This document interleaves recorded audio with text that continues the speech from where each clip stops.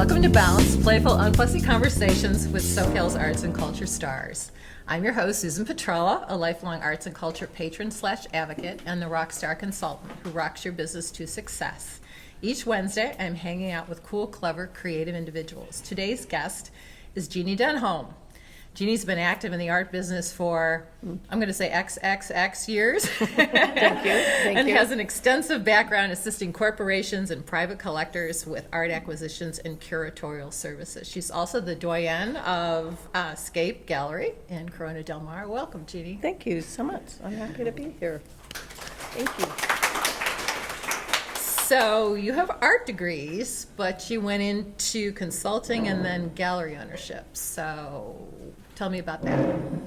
So when I was an art history major, kind of the path was you either went on to grad school and worked in a museum or taught. And it hadn't really occurred to me that gallery work was a component, perhaps, for that.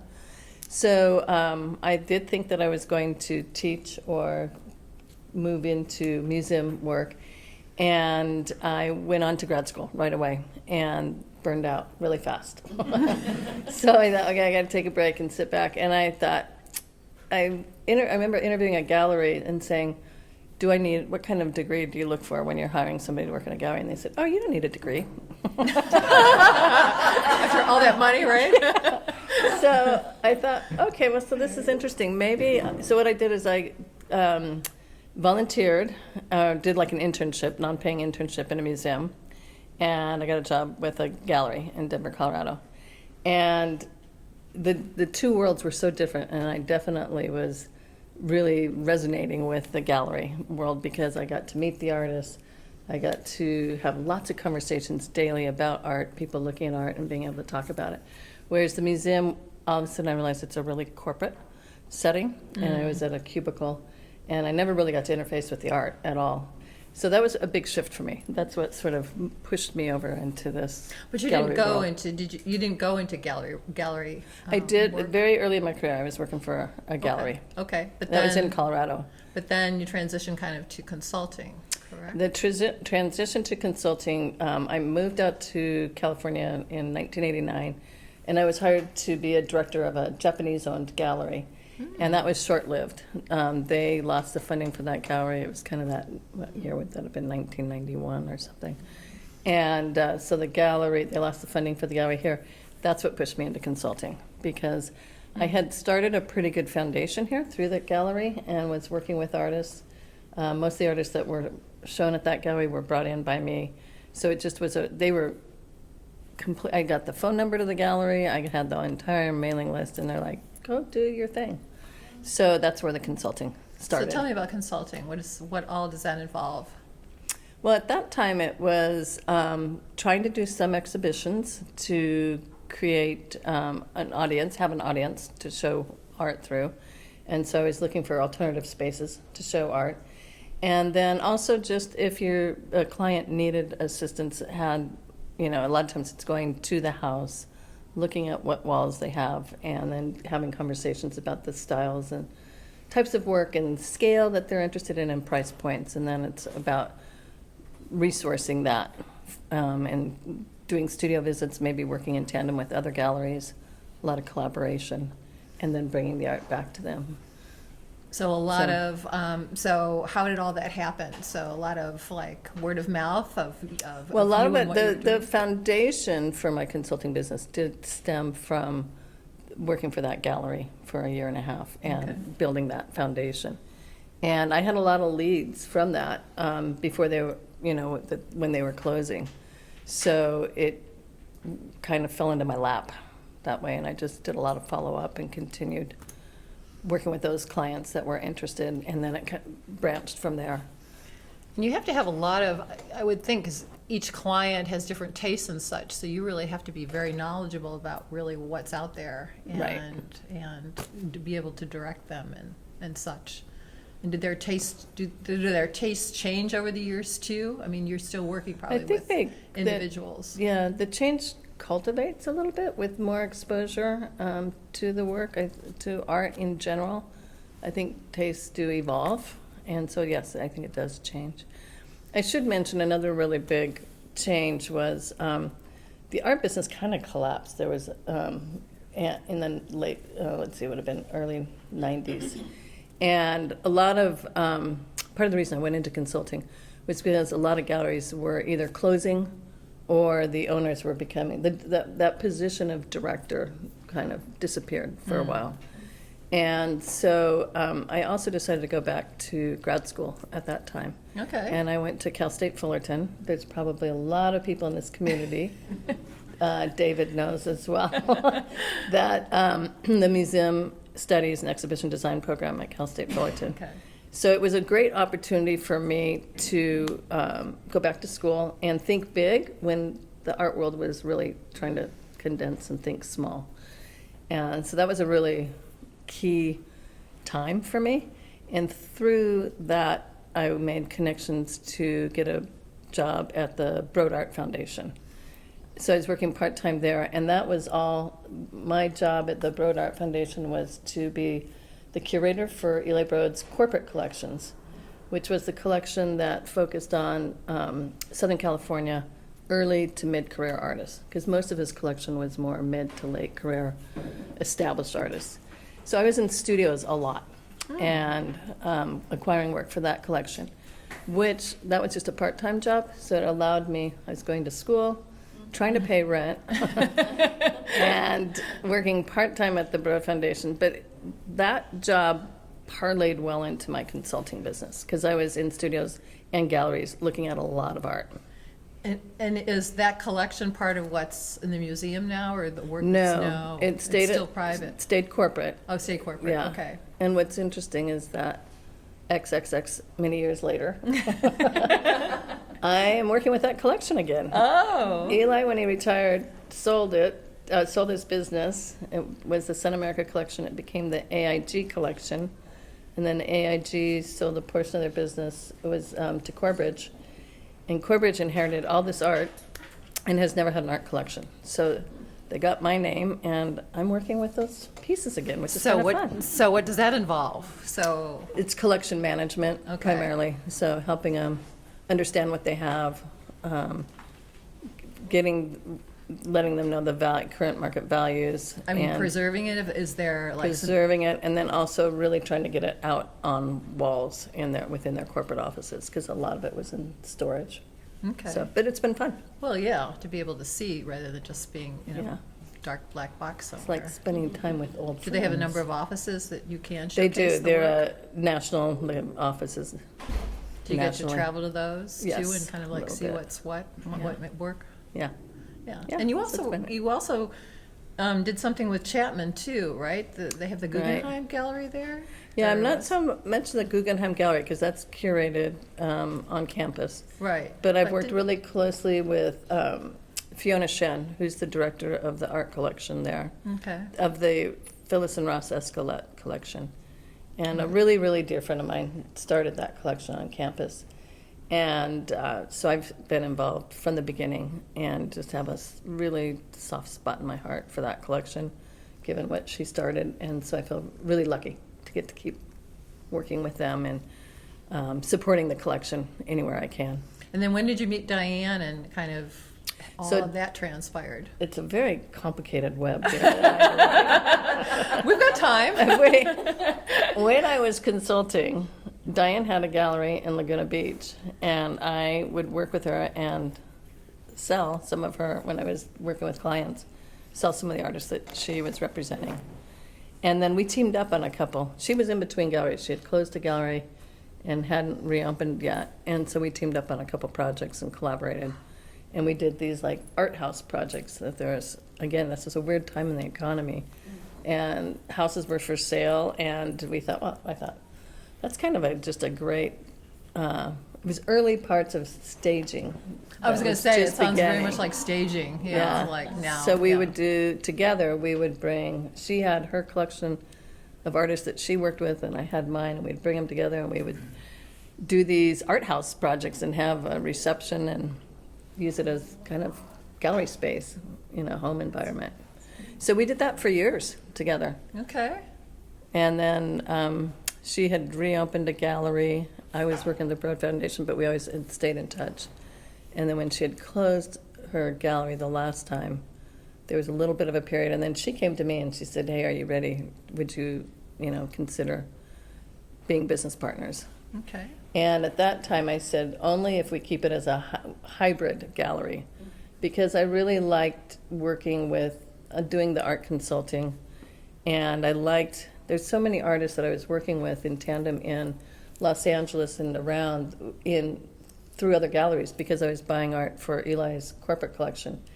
And I never really wanted to be restricted to only showing artists that we represent, but also being able to keep those relationships in place in LA with galleries and with a lot of the artists that I wouldn't be able to represent here because they had galleries in LA. So the beginning of that gallery was really intended to be a hybrid gallery where we did exhibitions, hence the name Southern California Art Projects. Yeah, I was going to say, where did the name come from? Yeah, it was art projects and exhibitions, intentionally not using the name gallery with it. Okay. So, And that was very fruitful relationship? Yeah, it was very good. It was a good partnership for 13 years. Okay. Yeah. And you have a cadre of artists you represent now through SCAPE? I do. So there's a long history, a number of artists that I've worked with for many, many years. And XXX. Yeah, XXX. It's only XX, not Okay. XXX. Okay. Let me qualify. You're XXX. Yeah. Okay. Not that all. And then just always looking for new artists too, and trying to my main goal, a lot of people have said, why did you pick Corona Del Mar for a location? Why didn't you end up in LA? And I think in some strange way, I felt a commitment to bring work that was not otherwise being shown in this community. And also it was a great place to raise kids, so that was another reason. Okay. But so I continue to work with other artists, and I'm maintaining that goal of bringing work that might not otherwise be shown here. And is that different from work that you would have gone after or artists than initially when you started out? I mean, what are you looking for now? I'm always looking for, again, trying to stay a little bit unpredictable, bringing in work that I'm interested in mediums, showcasing a lot of artists that are working in different mediums. And so there's always a consistent interest in painting, but in this next exhibition that I have, there's fiber art, there's three-dimensional porcelain ceramic pieces, drawing, painting, mixed media. So I'm sort of always looking for just things that feel fresh and that are really well made. Most of the artists I have been working with are mid-career, I would say. So they know their materials really well, and most of them have an established style that is recognizable as being theirs. So it doesn't feel derivative of other work. It doesn't feel trendy. I mean, those are things that I try to seek Stay away out. from? Yeah, to seek out. And I think, and just the quality of the work that's being made. The artists I work with, and some of you out there in the audience, you know your materials, and what you do very well. Is there And that's some something I look for. mentorship involved also for the artists that you work with? Or, Mentorship? well, in the sense of just, letting them be and create, or also helping them along with, their career and where they should be going, or anything like that, or just. We have conversations. I think we share that. But I think, again, a lot of the artists I'm working with are mid-career Okay. and have a track record, selling and exhibition record. So I think we have conversations about that, but it's more of a collaborative rather than a mentor. But I do try to mentor younger artists Okay. through Laguna College of Art and Design. I have had a strong relationship with that. And so what does that involve? And maybe a little bit through what do you do Coastline. what do you do for the college? Just that they have a mentor program, and I try with students to help. And where's Katie? We've had a little bit of mentoring relationship, so I try. What do you see to- with those young artists? What do you see? I think that when they're still in school, they're still sort of trying to land on their know their materials and land on their style. So they're still, I tell them the best thing they can do once they get out of school is don't show your work for 2 years and just make art, and get to know what you want your art to be when you're out of school. Okay. Because everything in school is kind of driven by assignments. So that's So, 03 to 26, 20, 23 years, what changes have you seen, like in the whole kind of, art collecting gallery or art project kind of, scenario? it's an ongoing roller coaster ride, and it always has been. It ebbs and flows, and I try to go to a lot of art fairs, and it's interesting each year that you roam around these art fairs in different cities to try to pick trends and see what's happening. And over those years, you see figurative art has a moment, and then another time it's abstract art. I think fiber art right now is kind of finally getting a moment. Okay. And it's women's art. traditionally not just women anymore. Men are working a lot with it too. But seeing finally having a little bit of moment that happened with photography, probably over those, it finally made it to that no question of, it's fine art. I think ceramics is also having a big moment right now. So some of those things that were considered fine craft, I think, have moved over to being accepted as fine art, and that boundary line has shrunk. And so those are some of the things I've seen. I've seen a number of articles about collecting and educating the next generation of how to collect. Can you speak to that at all, or are you seeing younger individuals than, say, the baby boomer generation, coming in and looking to collect, and how do you guide them? So probably I don't see that as much with my business. I think part of that is there's a price point with the artists that I'm working with that are, if you're mid-career, there's a little higher price point because there's that selling history. And I think the younger artists that are younger collectors are probably starting at maybe a different space. And I also think I've heard that a lot of younger collectors are buying a lot online. And it's interesting because that has not been the case with my business. What do you speak to that? I mean, I don't know. Two women actresses launched something to make women artists more accessible, and it was an online. I can't think of what the name of it is, but I was thinking that it's very hard to really tell. I mean, for something online versus seeing it in person. Because of my XX years, I think that I'm probably not as good at that as the younger generation is, and that younger generation is going to cultivate the young collectors. I think primarily I try to participate in the Instagram and that, but most of my sales are not coming in through online, kind of like an online presence or whatever. And I think part of that might be my personality as well, because for me, so much of my business is about the relationships, and it's the relationships with the artists, and it's the relationships with the clients, and it's the conversation when you're standing in front of a piece of art and looking at it. And that's what fulfills me and charges me, fuels me the most. So the online aspect, it's just another different animal. I'm so used to the it coming through the experience of being in front of the art. Art fairs and stuff. I was also reading about, there's so many of them now, and it's so expensive or whatever. And so did you feel like there's too many of those and it's hard to? Yeah, they have their place. There's a lot of them. And you get a little Are there bit. certain ones you go to on a regular basis? Freeze is one in LA that I think is, I always enjoy going to. One of my favorite art fairs is Fog Fair in San Francisco. That's in January. And it's an art and design fair, and it's a nice size. So it's not this huge,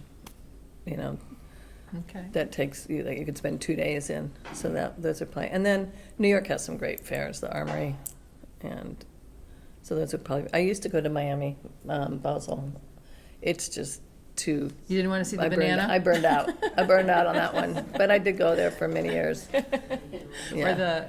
what is it, the banana and then the robotic dogs or something Yeah. this past year? Yeah, oh, yeah. That The was the robotic, big- yeah. well, dogs with people faces or People. some weird, Yeah. some weird thing Yeah. going on or whatever. But now you've, maybe about a year ago, you launched another space, so. I was, about yeah, that just kind of fell into my lap. My landlord offered me this space. He needed the back half for storage, so he wanted somebody that he knew he could trust for the first half, and since I've been there for 20 years. So it's kind of a too good to pass up, and I call it my back room exposed, where it gives me an opportunity. When you have exhibitions, people always kind of want to see what's in the back room. What else do you Yeah. have? So it's nice to give the back room some walls. It's kind of, so I didn't want to do twice as much work, and I didn't want to plan twice as many exhibits. But so I just keep it as a nice variety of other works that aren't getting an opportunity to show when you have an exhibition. So it's actually been really great. Okay, but you've also do you do any other types of events rather than just showcasing the back room? I have in the past, and I'm always open to that. So I don't have anything planned right now, but we did some workshops, and I had an employee who really enjoyed doing that. So it was great to have the space to allow her a venue to do some art workshops. So moving forward, is there anything that you haven't done that you would like to do? Let's think about that. I have to give that one some thought. Nothing that in particular that comes to mind. Okay. I feel very lucky because it's been a fulfilling career, and I'm, it's been successful. So that's a lovely I don't space. have as much to prove anymore. I guess you get to that place where. So but there's exhibitions that I want to do. Okay. And I've got exhibitions in my head that I do want to do, and there are some artists that I haven't worked with yet that I want to work with. Okay. So So- the runway is still moving forward. Still moving forward. Okay. Yeah. Oh, that's Yeah. wonderful.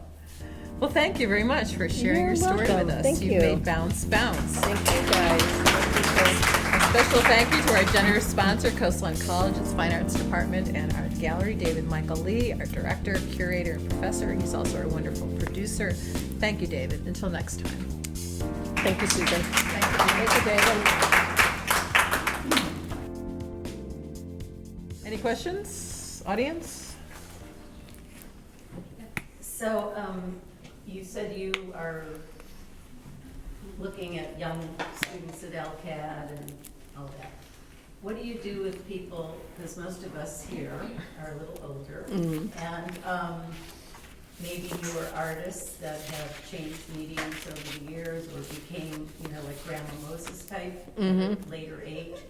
What is the best way to approach a gallery like yours to say, can you just look at my work and say yes or no, or what is the best way to approach that? Well, definitely, maybe you can reach out through email and just say, could I schedule some time with you? The best place, what I find with a lot of aspiring artists, regardless of age, is that they don't realize really how crazy every day is in this business. So when they walk in the door and want me to take a minute to look at their work, it's hard. It's disruptive. Never, yeah. So Don't do that. yeah, rule number one. Just don't show up. But it's surprising how many artists do that. And so I think it's really about not so much. Again, I think you really have to research. If you really want to show your work and you want to show your work at a gallery, you have to really get to know that gallery's program and make sure that it's a fit. Because that's another mistake I see a lot of artists make, where they come in and they say, I think my work would be a really good fit with your gallery and I'd be interested in showing. And then I look at their work and it doesn't relate to anything. So you look at their website or their Instagram? Yeah, or- website or Instagram. And Go to the gallery. So I think they really haven't done their research. They just want a gallery, and they might like my location, and they know I've been there for a while or something.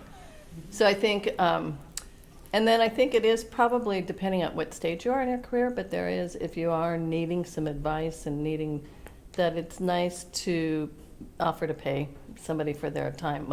Come to my studio. It can be a nominal fee. I'm not saying just for myself, but maybe other gallery owners or consultants. And because it does take time, and they are professionals, and they've invested a lot on their own for that good. experience.